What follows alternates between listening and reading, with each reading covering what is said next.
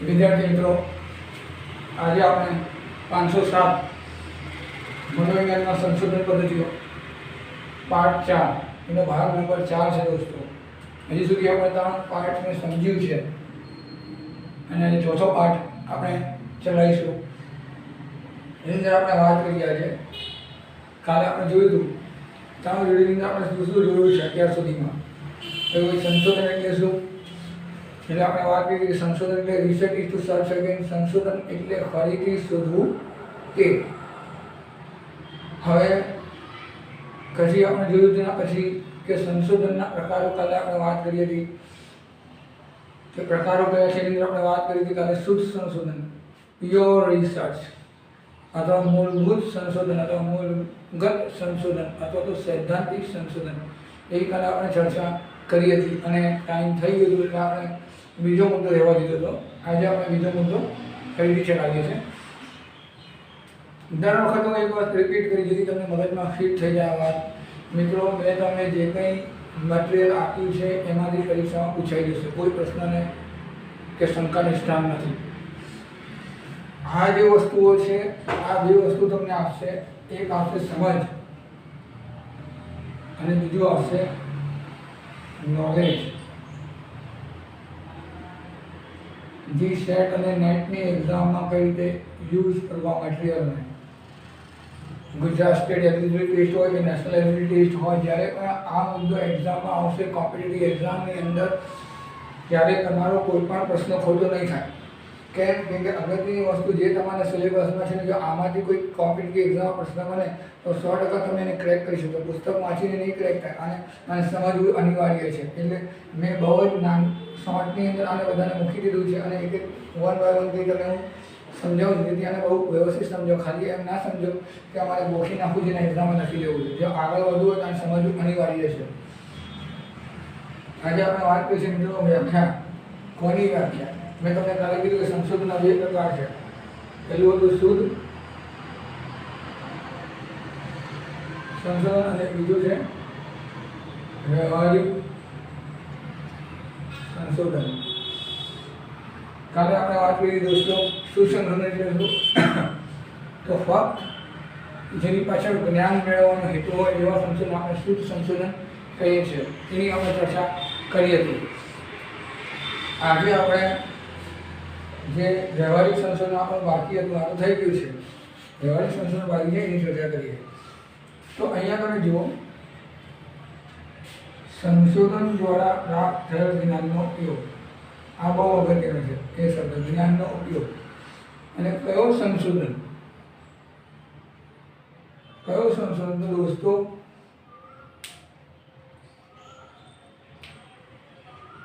આ વાળો સંશોધન, આ વાળો શુદ્ધ સંશોધન દ્વારા જે આપણે સૈદ્ધાંતિક જ્ઞાન પ્રાપ્ત કરીએ છીએ વિદ્યાર્થી મિત્રો, એ જ્ઞાનને વ્યવહારમાં સોસાયટીની અંદર, દુનિયાની અંદર, વિશ્વની અંદર ઉપયોગ કરવો, જેનાથી લોકોને બેનિફિટ્સ થાય.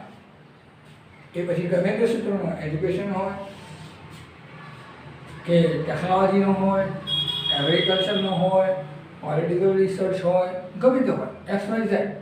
પણ કહેવાનો મિનિંગ, જે સંશોધન સૌથી પહેલાં કરવામાં આવ્યા છે, કાલે આપણે વાત કરી હતી, એ સંશોધન શુદ્ધ સંશોધન હોય દોસ્તો. પ્યોર રિસર્ચ હોય, બેઝિક રિસર્ચ હોય, થિયોરેટિકલ રિસર્ચ હોય. અને એ રિસર્ચ દ્વારા, આ રિસર્ચ કયું છે? બેઝિક રિસર્ચ દ્વારા, થિયોરેટિકલ રિસર્ચ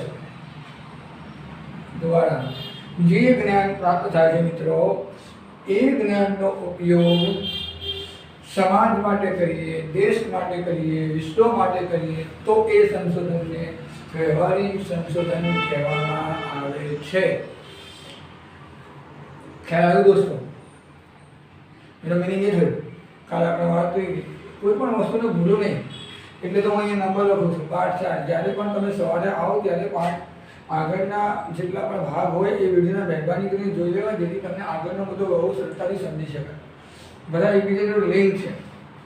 તો અહીંયા તમને ખ્યાલ આવી ને, સંશોધન દ્વારા પ્રાપ્ત થયેલ જ્ઞાનનો ઉપયોગ એટલે વ્યવહારિક સંશોધન. પણ કયો સંશોધન?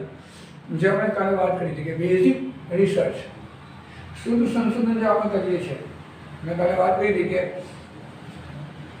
ઇયન થોર્નડાઈએ બિલાડી પર રિસર્ચ કર્યું, સંશોધન કર્યું, અને એ સંશોધનની અંદર એણે કીધું એણે તો જ્ઞાન જ પ્રાપ્ત કરવાનું હતું ને, એનું સંશોધન જે હતું પ્યોર રિસર્ચ હતું ભાઈ. વિદ્યાર્થી મિત્રો, પ્યોર સંશોધન, શુદ્ધ સંશોધન હતું. એને તો એ જાણવું હતું કે સારું કે જેમ જેમ પ્રયત્ન વધે તેમ ભૂલો ઓછી થાય છે કે કેમ. એના મગજમાં આવો પ્રશ્ન આવ્યો, મનોવૈજ્ઞાનિકોને વૈજ્ઞાનિકો આવા પ્રશ્ન આવે ને. હા, ન્યૂટનને સફરજન ઉપરથી નીચે પડ્યો તો કેમ પડ્યો, કેમ ઉપર ના જતો રહ્યો? એવી અંદરથી જિજ્ઞાસા જાગી તો એ સંશોધન શુદ્ધ સંશોધન હતો. ન્યૂટનનો જે સંશોધન શુદ્ધ સંશોધન હતો, પ્યોર રિસર્ચ હતો. અને પછી દુનિયાએ એના સિદ્ધાંતને જુદી જુદી વિજ્ઞાનની ક્ષેત્રની અંદર ઉપયોગ કર્યો તો એ પછી એ સંશોધન વ્યવહારિક થઈ ગયું. કેમ? તમને સમજાવવા માટે આ ભાગ પાડવામાં આવે છે. બાકી સંશોધનને આપણે ભાગ ન પાડી શકીએ, પણ તમને વિદ્યાર્થીને સમજ પડે કે શરૂઆતમાં જે સંશોધન થિયોરેટિકલ હતું, આ સંશોધનને આપણે જ્યારે બીજાના ઉપયોગ માટે, બીજાના ફાયદા માટે, તકલીફોને દૂર કરવા માટે જ્યારે આ સંશોધન આપણે ઉપયોગ કરીએ છીએ, ત્યારે એ સંશોધન વિદ્યાર્થી મિત્રો થિયોરેટિકલની જગ્યાએ પ્રેક્ટિકલ રિસર્ચ કાં તો વ્યવહારિક સંશોધન થઈ જાય છે. કાં તો એપ્લાઇડ રિસર્ચ, વ્યવહારિક ને પ્રેક્ટિકલ હો કે એપ્લાઇડ હો, બરાબર, ગમે તે વર્ડ આપણે સિનોનિમ શબ્દ છે. તો આ રિસર્ચ આ થઈ જશે. ખાસ કરીને એપ્લાઇડ રિસર્ચ વધારે વ્યવસ્થિત શબ્દ છે. તો આ જ્ઞાનનો ઉપયોગ કરવો કોના માટે? સોસાયટી માટે. કોરોના વાયરસ આવ્યો અને કોરોનાની અંદર વૈજ્ઞાનિકોને આવું થયું કે કેમ લોકો મરી જાય છે આટલા બધા સરળતાથી, ફટાફટ મળી રહ્યા છે. ચીનની અંદર વાંગની અંદર પ્રોબ્લેમ ક્રિએટ થઈ તો એ ડૉક્ટરના અંદરથી મન જાગ્યું કે આવું ના થાય. કેમ આવું થયું?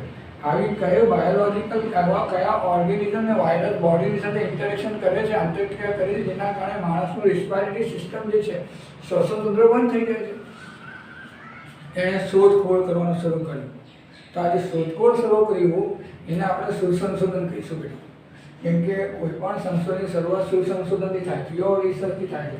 અને પછી એ સંશોધનને જ્યારે આપણે દુનિયામાં લાગુ પાડી દઈએ તો એ સંશોધન એપ્લાઇડ રિસર્ચ થઈ જાય. દાખલા તરીકે અત્યારે લોકો મથીએ છે જ્ઞાન પ્રાપ્ત કરવા માટે, અને જ્યારે જ્ઞાન કમ્પ્લીટ થઈ જશે, નોલેજ કમ્પ્લીટ થઈ જશે તો એ સિદ્ધાંત સ્થાપિત થઈ જશે. અને એના પછી જે દવા બનશે, વેક્સિન, રસી જેને કહીએ છીએ, એ લોકોને આપીશું, લોકોના જીવ બચી જશે. આ શું થયું? આ તો થિયોરિટિકલ રિસર્ચ હવે ક્યાં કન્વર્ટ થઈ ગયું? એપ્લાઇડ રિસર્ચમાં થયું. કેમ થઈ ગયું? કેમ કે આપણે આના જ્ઞાનનો ઉપયોગ કર્યો છે દોસ્તો. બહુ ઇમ્પોર્ટન્ટ શબ્દો છે. ક્લિયર વિદ્યાર્થી મિત્રો? અહીંયા સુધી ખ્યાલ આવ્યો? વ્યાખ્યા સમજો તો જ ખ્યાલ આવશે દોસ્તો, એમને નહીં ખ્યાલ આવે. ચલો હવે થોડું આગળ વધીએ. શુદ્ધ સંશોધનનો પહેલો મુદ્દો આપણે જોયું વ્યાખ્યાઓ. આ ઓકે થઈ ગયું? આને એ નામ આપી દઈએ. હવે અત્યારે આપણે ચર્ચા કરી છે બી, સોરી વ્યવહારિક સંશોધન વ્યાખ્યા. આને આપણે નામ આપીએ છે બી, પાસાઓ. કોના પાસાઓ? વ્યવહારિક સંશોધનના પાસાઓ. બરોબર. જ્યારે જ્યારે વ્યવહારિક સંશોધન કરવામાં આવે છે, બરાબર, તો વ્યવહારિક સંશોધન શું છે? હવે કે આપણે અહીંયા આવીશું. આને સમજવું હોય તો આને સમજ હોવી અનિવાર્ય છે. જેમ કે મેં તમને કીધું કે જ્ઞાનનો ઉપયોગ કરે છે. કયા જ્ઞાનનો ઉપયોગ કરે છે? શુદ્ધ સંશોધન દ્વારા. હવે અહીં નવી હકીકતો પૂરી પાડે છે. જ્યારે મેં શુદ્ધ સંશોધન કર્યું, તમે સમજો, જ્યારે મેં શુદ્ધ સંશોધન કર્યું કોઈ ઘટના વિશે કે કોઈ ટોપિક વિશે, કોઈ મુદ્દા ઉપર, એ શુદ્ધ સંશોધન કર્યું અને શુદ્ધ સંશોધન કરેલા પછી એ શુદ્ધ સંશોધનને મેં લોકોના કામ માટે ઉપયોગમાં લીધો તો એ વ્યવહારિક થઈ ગયો. હવે જ્યારે હું એ શુદ્ધ સંશોધન તો અત્યાર સુધી મારા સુધી સીમિત હતું, કેમ કે મેં કર્યું હતું, મને જ્ઞાન પ્રાપ્ત કરવું હતું, તો મેં આ સંશોધન કર્યું. પણ જ્યારે હું જો મને એનો ફાયદો કે એની મર્યાદા કે એની ઇમ્પેક્ટ, એની અસર શું થશે સોસાયટી ઉપર, એનાથી આપણને પ્રેક્ટિકલ નોલેજ નથી. આપણે સ્વિમિંગ પુલ પાસે ઊભા રહીએ પછી કહીએ આટલું ફૂટ પાણી છે અને આપણે આમ કરીએ, હાથ હલાવીએ, પગ હલાવીએ તો આપણે કરી શકીએ. તો આને થિયોરિટિકલ રિસર્ચ કહેવાય. પછી અંદર કૂદીએ ને પછી આમ કરવાથી જે સમસ્યાઓ તમને પેદા થાય છે તો એને વ્યવહારિક સંશોધન કહેવાય. કેમ કે આનાથી આપણને જ્યારે આપણે આ સંશોધનને તરવાના સંશોધન થિયોરિટિકલ રિસર્ચને જ્યારે આપણે તરવાની અંદર યુઝ કરીશું પ્રેક્ટિકલી, તો આપણને ઘણી બધી વસ્તુઓથી સભાન બનીશું કે ભાઈ આવી નવી નવી બાબતો સામે આવી. તો આને આપણે શું કીધું કે આ સંશોધન ટ્રાન્સફર થયું એપ્લાઇડ રિસર્ચની. તમે જુઓ, વર્લ્ડ હેલ્થ ઓર્ગેનાઇઝેશને પરમદાના છાપામાં પણ લખ્યું કે ઓક્સફર્ડ યુનિવર્સિટીના પ્રોફેસર અને સાયન્ટિસ્ટ મળીને આની વેક્સિન કોરોનાની શોધી રહ્યા છે. તો એની અંદર ત્રીજો વાક્ય હતો કે એના 3 ટ્રાયલ પૂરા થયા અને ત્રીજો ટ્રાયલ અત્યારે બ્રાઝિલ અને સાઉથ આફ્રિકામાં કરવામાં આવેલ છે. બરાબર. તો જે સંશોધન વૈજ્ઞાનિકોને પેલી જિજ્ઞાસા જાગીને જિજ્ઞાસાના સંતોષ માટે અમે જે સંશોધન કર્યું કે ભાઈ આવું કયો વાયરસ છે, કયો એવો ઓર્ગેનિઝમ છે કે જે બોડીમાં જાય છે અને બોડીના જે ઓર્ગેનિઝમ છે એની સાથે ઇન્ટરેક્શન કરે છે અને એ નેગેટિવ અસર બોડી ઉપર કરી રહ્યું છે. આ જિજ્ઞાસાથી અમે બધું સંશોધન કર્યું અને માહિતી પ્રાપ્ત કરી. આપણે એને શું સંશોધન કર્યું, પણ જ્યારે એને ફર્સ્ટ ટ્રાયલ કે બીજા ઉપર પહેલી વખત આપવામાં આવ્યું તો એના પરિણામો એમને જે જ્ઞાન હતું એના કરતાં કંઈક જુદા આવ્યા. કંઈક સારા આવ્યા, કંઈક ખરાબ આવ્યા. તો એમને એવું લાગ્યું કે અત્યાર સુધી શું સંશોધન હતું તો મારા પૂરતું સીમિત હતું, પણ હવે જ્યારે હું પ્રેક્ટિકલ યુઝ કરું છું ને તો એની ઇમ્પેક્ટ પણ મને ખ્યાલ આવે છે કે રિયાલિટી શું છે. તો તરત એની અંદર લિમિટેશન જોવા મળી. તો પછી બીજી ટ્રાયલ થઈ, બીજી ટ્રાયલમાં કંઈક પ્રોબ્લેમ જોવા મળી, તો ત્રીજી ટ્રાયલ. એટલા માટે તો ટ્રાયલ કરવામાં છે વૈજ્ઞાનિકો દ્વારા ભાઈ કે શરૂઆતનો સંશોધન તો એ થિયોરિટિકલ રિસર્ચ તો આપણા સુધી સીમિત હતું. હવે જ્યારે આપણે બીજાને જ્ઞાન આપતા જઈશું વિદ્યાર્થી મિત્રો, ત્યારે આપણને ખ્યાલ આવશે કે આને પ્રેક્ટિકલી આપણે સોસાયટીની અંદર મૂકીશું તો શું એની ઇમ્પેક્ટ થાય છે, શું એની અસર થાય છે. આ સંશોધનની અસર આપણને ખ્યાલ આવતી જશે અને જેમ જેમ આવતી જશે તેમ તેમ આપણી પાસે ઘણી બધી માહિતી, ઘણી બધી હકીકતો આપણી પાસે આવતી જશે. પછી બીજી મહત્વની વાત આપણે કરીએ કે સિદ્ધાંત. જેટલા પણ વ્યવહારિક સંશોધન છે એ સિદ્ધાંતોની કસોટી કરે છે. મેં તમને કીધું કે ઈએમ થોર્નડાઇકે જે સંશોધન કર્યું વિદ્યાર્થી મિત્રો, એ સંશોધનની અંદર એને ટ્રાયલ અને એરરનો કન્સેપ્ટ આપ્યો. બરોબર. પાવલોવે શાસ્ત્રીય અભિસંધાનનું શું સંશોધન કર્યું એને ખ્યાલ આવે કે ઉદ્દીપક રજૂ કરો એટલે પ્રતિક્રિયા આવે. મમ્મીને દિવાળીનું કામ કરાવો, મદદ થાવ અને બહુ મમ્મી કરો તો મમ્મી એક દિવાળીમાં એક જોડી જગ્યા 2 જોડી કપડાં આપે છે. આ શું થયું? તમે મમ્મી કર્યું. સ્કૂલની અંદર તમે શું જોતા હતા? એક વિદ્યાર્થી પ્રોફેસરની કે શિક્ષકની પાસે ગુડ મોર્નિંગ સર, આપણે કંઈ કામ હોય તો કહેજો, હું તો આપણું કામ કરું. એ રીતે આગળ પાછળ ફરતો એક ક્લાસનો મોનિટર થઈ જાય. આ શું થયું? એટલે આ ઉદ્દીપક રજૂ કર્યું એટલે સામેથી આ પ્રતિક્રિયા આવી. હા, એનો મતલબ એ થયું કે શુદ્ધ સંશોધન જે છે એ સંશોધનની જ્યારે પણ પ્રેક્ટિકલી આપણે યુઝ કરીએ છીએ, એનો વ્યવહારનો ઉપયોગ કરીએ છીએ સોસાયટીની અંદર, ત્યારે આપણે એની ચકાસણી પણ કરીએ છીએ કે ભાઈ પાવલોવે આવું કીધું તો આટલા વર્ષો પહેલાં કે ભાઈ જ્યારે પણ તમે ઉદ્દીપક રજૂ કરો એટલે પ્રતિક્રિયા આવે. તો આજે 2021 ચાલે છે, મારી ઉંમર 37 વર્ષની થઈ ગઈ. આ વાત સાચી છે. હું કોઈને ગાળ આપું છું, સામેવાળો મને ગાળ આપીને કોઈને હું સોરી કરું, સામેવાળો સોરી કે તેનું કોઈને હું પ્રેમથી બોલું, સામેવાળો મને પ્રેમથી બોલવાનું. એનો મિનિંગ શું થયું? જેવું ઉદ્દીપક રજૂ કરો એવી સામેની પ્રતિક્રિયા આવે છે. તો આ સિદ્ધાંતની મેં કસોટી કરી દીધી ભાઈ. સમજાય કે નહીં મિત્રો? હા, બધું પુસ્તકમાં નથી લખેલું. ગોખીને તમે માર્ક લઈ શકો છો, ઇન્ટરવ્યુ લઈ થઈ શકો. અને અત્યારે કોમ્પિટિટિવ એક્ઝામની અંદર આવું બધું ગોળ પૂછે છે. હવે એનું એ જ તમને કે અઘરું લાગે છે, પણ આપણે સમજ્યા નથી હોતા. બરાબર. એટલે રાવત પ્રકાશનમાંથી બહાર નીકળો, ગાઈડોમાંથી બહાર નીકળો અને ફક્ત સંદર્ભ પુસ્તક, બરાબર, સંદર્ભ પુસ્તકો વાંચો, યુનિવર્સિટી જ્ઞાન નિર્માણ બોર્ડની પુસ્તકો વાંચો, સરકારશ્રીની મેગેઝિનો વાંચો, પ્રાઇમ મિનિસ્ટરની સાઇડ અલગ છે સરકારી, એ સાઇડ ઉપર જઈને જ્ઞાન વાંચો તો તમને વધુ ખ્યાલ આવતું જશે. આ સિદ્ધાંતની કસોટી કરે છે. એ રીતે થોર્નડાઇકે શું કીધું કે જેમ જેમ પ્રયત્નો વધે તેમ તેમ ભૂલો ઘટે. એને બિલાડી પર જોયું અને આવું સંશોધન કરીને એણે જ્ઞાન પ્રાપ્ત કરી લીધું. હવે મારો 5 વર્ષનો છોકરો છે, જેને પહેલી વખત એને મેં શીખવાડ્યું, બેટા આ જે ખાડો છે એ ખાડાને એક્સક્રુશિએટ કહેવાય. ખાડો, બરાબર.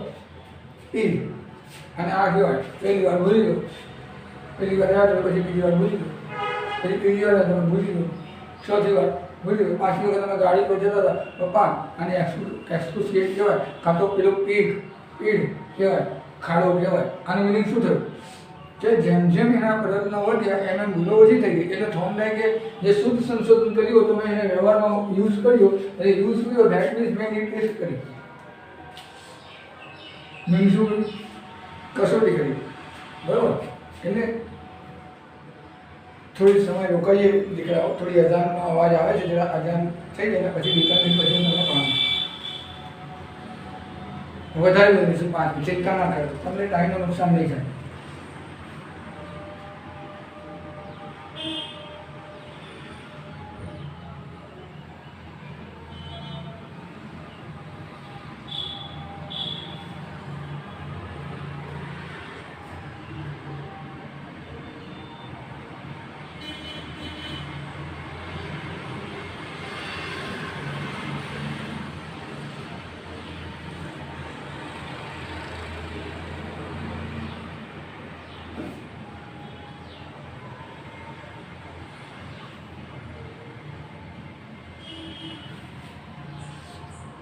ઠીક છે મિત્રો, કેટલી અજાન થઈ ગઈ છે, કોઈ બીજી નજીકમાં તો છાપી રહેશે આ રીતે, પણ એક અજાન પૂરી થઈ ગઈ એટલે મારે એની રિસ્પેક્ટ કરી પણ જરૂરી છે દોસ્તો, અને તમને શિક્ષણ આપવું પણ અનિવાર્ય છે. જેટલી 2-3 મિનિટ તમારી મારા પાસે બગડી છે એ હું વધારે તમારો ટાઈમ ખેંચી લઈશ દોસ્તો, બરાબર. એના માટે હું માફી માંગુ છું, ચલો આપણે નેટ જોઈ દીધો, નવી હકીકતો ખ્યાલ આવ્યું. હવે બેટા સિદ્ધાંતોની કશું જો તમે એ જોન ટાઈમને જોયો કે પાવલોવ, હવે સ્કિનર જુદું કહે છે, બે Skinner classical condition, operate conditioning, હા ઓપરેટ કન્ડિશનિંગ આપણે સિદ્ધાંત આપ્યો ક્રિયાત્મક કન્ડિશન, અને શું કહે છે ઉદ્દીપક નહીં આપવાનું, પ્રતિક્રિયા આપવાની, પહેલાં એ પ્રતિક્રિયા કરે એના પછી ઉદ્દીપક આપવાનું. એટલે પહેલાં તો એ કામ કરે તો આવું થયું. તમે જો અમારા છોકરાને કીધું કામ કર તો રમવા જવા દઈશ, ને તું હોમવર્ક પૂરું નહીં કર તો રમવાનું ભૂલી જજે. આ શું થયું? મેં આવું કર્યું, એણે કરી નાખ્યું કામ પોતાનું હોમવર્ક. તો આ શું થયું?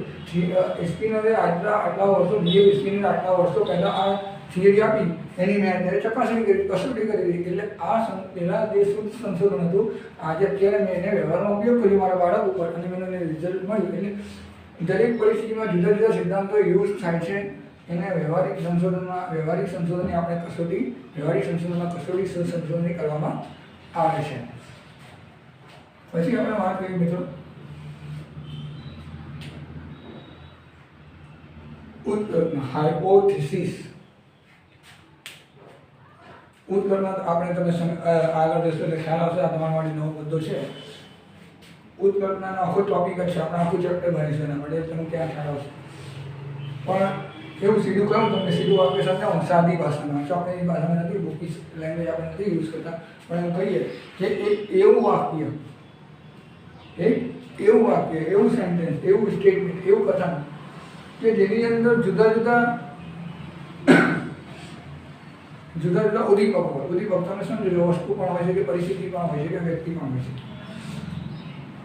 જુદા જુદા ઉદ્દીપકો એટલે કે પરિવર્તીય હોય, અને એ બે પરિવર્તીય વચ્ચે કાં તો સંબંધ હોય, કાં તો સંબંધ ના હોય, કાં તો એકની અસર બીજા ઉપર અસર થતી હોય, કાં તો ના થતી હોય, કાં તો તટસ્થ હોય, બરાબર. આ બંને વચ્ચેનો સંબંધ જાણવા માટે જ્યારે આપણે કોઈ સ્ટેટમેન્ટ કરીએ છીએ, એ સ્ટેટમેન્ટ આપણે હાઇપોથિસિસ તરીકે ઓળખીએ. દાખલા તરીકે વરસાદ આવશે તો ખેતી થશે, એટલે વરસાદ એ એક પરિવર્તીય છે અને ખેતી થશે એ બીજો પરિવર્તીય છે, અને આ બંને વચ્ચે વિધાયક સહસંબંધ છે.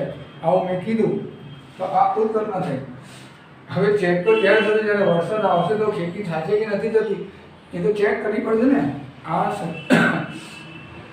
તો શુદ્ધ સંશોધન છે, થિયોરિટિકલ નોલેજ ના આવે એટલે શુદ્ધ સંશોધન પ્રાપ્ત કર્યું હોય, વરસાદ આવે એટલે ખેતી થાય સારી.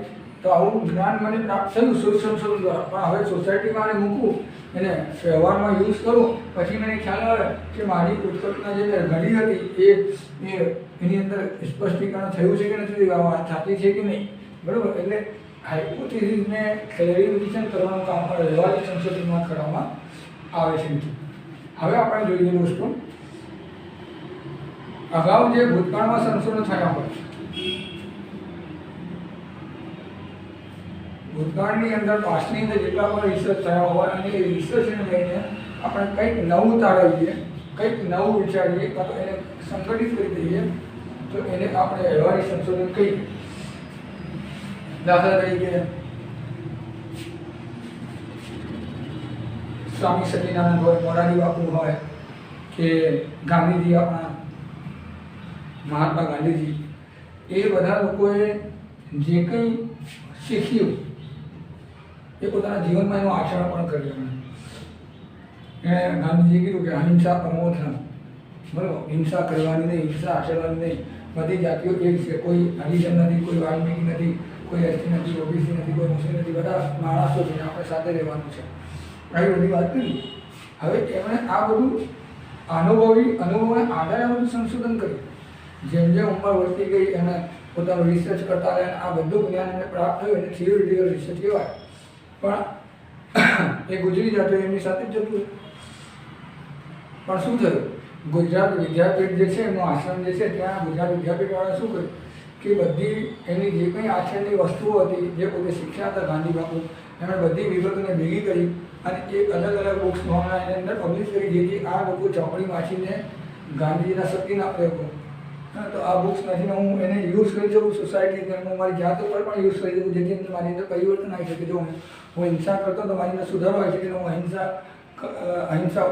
અહિંસામાં માનતો થઈ જાઉં, હિંસા ન કરું, બરાબર. એનો મિનિંગ શું થયું કે આ જેટલા પણ આંબેડકર સાહેબના, સ્વામી સચ્ચિદાનંદના, સ્વામી વિવેકાનંદના જેટલા પણ સંશોધન હતા એને આપણે કમ્પાઇલ કરીને એકત્રિત કરીને અત્યારે માર્કેટ સોસાયટીમાં મૂકી અને સોસાયટી દ્વારા વ્યક્તિને, સોસાયટીની અંદર જુદા જુદા વ્યક્તિ આને યુઝ કરે તો એનો પણ યુઝને આપણે વ્યવહારિક સંશોધન કહી શકીએ. એટલે ભેગી કરો જુદા જુદા જે સિદ્ધાંતો છે એ સિદ્ધાંતોને ભેગા કરવા અને સોસાયટી માટે યુઝફુલ કરવા એને આપણે વ્યવહારિક સંશોધન કહીએ છીએ.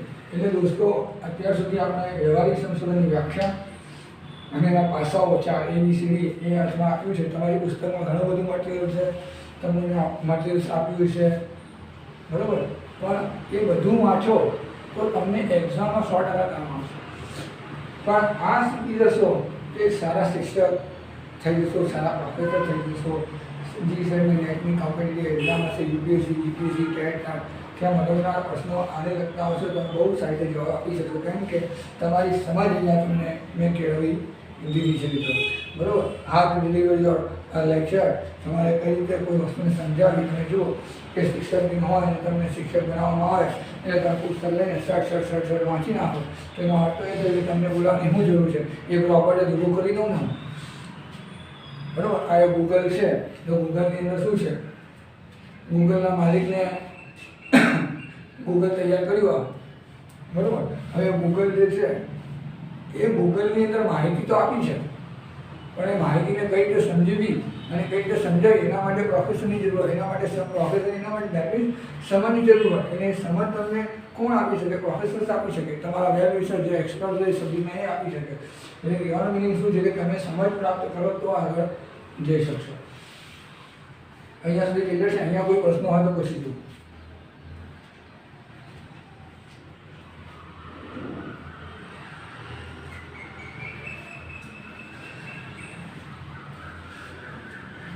હવે રિવિઝન મને નથી લાગતું આની જરૂર છે. વ્યાખ્યા જોઈ લીધી, પાસાઓ જોઈ લીધી.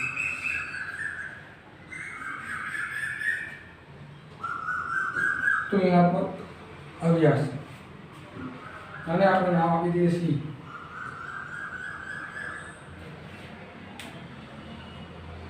Comparative studies. એની અંદર પહેલું છે દોસ્તો શુદ્ધ સંશોધન. શું સમાનતા છે ભાઈ?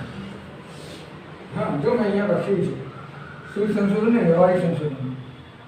શુદ્ધ સંશોધન અને વ્યવહારિક સંશોધન એક ગુણાત્મક હોય છે મિત્રો. હા, અને એ ગુણાત્મક કેમ છે? એક નોલેજ પ્રાપ્ત કરવા માટે યુઝ કરવામાં આવે છે, એકનો યુઝ જ્ઞાન ખાતર જ્ઞાન મેળવવા માટે થાય છે. બીજાનો વ્યવહારિક સંશોધનનો યુઝ એ જે જ્ઞાન પ્રાપ્ત થયું છે એ જ્ઞાનને બીજી વ્યક્તિ માટે કે સમાજને યુઝફુલ થાય એના માટે યુઝ કરવામાં આવે છે. એ યુઝ સામાજિક વ્યવહારિક સંશોધન છે. પછી છે અમૂર્ત અને મૂર્ત. તમે થોડું દેખાશે નહીં, और चिंता करવાની જરૂર નથી। મેં તમને પહેલાં જ કહી દીધી છે કે જ્યારે પણ તમે મારું લેક્ચર સાંભળવા બેસ્યા હો તો તમારી પાસે નોટ્સ મેં તમને આપી દીધી છે, સ્કેન કરાવીને આપી છે, ફોટો પાડીને નથી આપી, જેથી તમને વ્યવસ્થિત દેખાય મિત્રો, બરાબર? મટીરિયલ સારું તમને આપ્યું છે, જેથી તમે વાંચો, તમારી સામે રાખો એટલે તમને આ બધી વસ્તુ સમજાઈ જશે। હું તો સમજાવું છું તમને, અને તમારી સામે હશે તો તમને દેખાશે, અહીંયા શબ્દો થોડા નહીં દેખાય કે 12,000ના ફોર્મની આર્ટિસ્ટ સભામાં મળી જાય છે, બરાબર? અને બીજી મારી પાસે કોઈ ઓપ્શન પણ નથી હવે। હવે આ અમૂર્ત પાસા અને મૂળ પાસા જે સંશોધન છે, વ્યવહારિક સંશોધન છે, શુદ્ધ સંશોધન છે,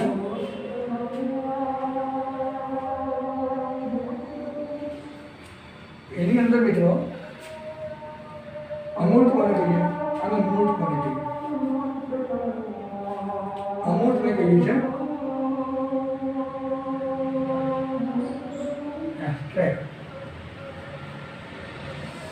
અને મૂર્તને કહીએ છે કોન્ક્રીટ।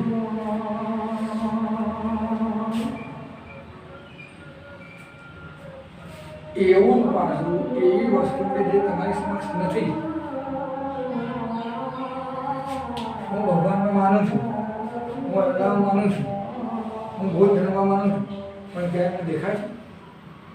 મને હવા આવે છે તો હવા ક્યાંય દેખાય છે?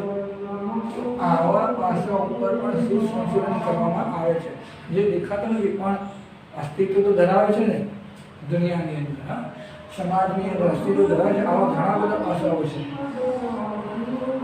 અને એ બધા પાસાઓનો ઉપયોગ અથવા સંશોધન, શુદ્ધ સંશોધનમાં કાલે જ્યારે આપણે ભણ્યું હતું એની અંદર કરવામાં આવે છે। અને એવા પાસા, એવી ઘટનાઓ કે જે દેખાઈ રહી છે, જે નરી આંખે દેખાઈ રહી છે, એને શું કહે છે? મૂળ ઘટના, કોન્ક્રીટ ઇવેન્ટ્સ, કોન્ક્રીટ પ્રોબ્લેમ્સ, એના ઉપર વ્યવહારિક સંશોધન કરવામાં આવે છે। હવે જે કોન્ક્રીટ જે છે, મૂર્ત જે છે, દાખલા તરીકે અત્યારે સમાજની અંદર બળાત્કારનું પ્રમાણ વધી રહ્યું છે, છોકરીઓ સેફ નથી રહી, ભલે મહિલા સશક્તિકરણના બધા થાય છે, બધી એનજીઓસ કામ કરે, પણ મને તો એવું લાગે છે કે આ બધું ચોપડામાં જ હાલ લાગી રહ્યું છે, એનું પ્રેક્ટિકલ ક્યાંય ઇમ્પેક્ટ થઈ નથી રહ્યું। આ મારું પોતાનું મંતવ્ય હોઈ શકે મિત્રો, બરાબર? તમારું કંઈક તમે બીજું વિચારી શકો કાં તો વિચારતા હો, એમાં મને કોઈ પ્રોબ્લેમ્સ નથી, પણ આ મારું પોતાનું સ્ટેટમેન્ટ છે। હવે આ કોન્ફ્લિક્ટ જે છે દેખાય છે, તો આ કેમ બળાત્કાર થાય છે? બળાત્કારના કારણો શું છે? એક વ્યક્તિ બીજી વ્યક્તિની ઇજ્જત કેમ ખરાબ કરી રહી છે? એક પુરુષ બીજી એક સ્ત્રી જાતિને કેમ અપમાન કરી રહ્યો છે? આ સંશોધન કરવું હોય તો પછી વ્યવહારિક સંશોધન કરવામાં આવે દેખાય છે કે વ્યવહારિક ઘટનાઓનો વ્યવહારિક સંશોધન કરવા આવે છે, વ્યવહારિક ઘટનાઓ પર, બરાબર? વ્યવહારિક સંશોધન વ્યવહારિક ઘટનાઓ પર, સામાજિક ઘટનાઓ પર, કે જેનાથી સમાજની સમસ્યાઓ દૂર થાય, સમાજનું સોલ્યુશન થાય, સમાજનો ઉકેલ આવે, બરાબર દોસ્તો? એના આધારે એનો રિસર્ચ કરવામાં આવે છે, તો આને આપણે કહીએ છીએ કોન્ક્રીટ। હવે બીજા ઘણા પણ આપણે એક્ઝામ્પલ લઈ શકીએ છીએ, બરાબર? પણ અત્યારે આપણે આપણી જે વિડીયો છે અહીંયા કંટ્રોલ કરીએ છીએ, અને બીજા ભાગમાં બનાવીશું, કેમ કે પછી બહુ લાંબી થઈ જશે, તમને ડાઉનલોડ નહીં થાય, બરાબર? એટલે આપણે 30 મિનિટ સુધી અપલોડ કરીએ છીએ મેક્સિમમ, બરાબર? અહીંયા સુધી તમને કોઈ પ્રશ્ન હોય તો જોઈ લો, પછી હું રિવાઇઝ કરાવી દઉં છું આપને।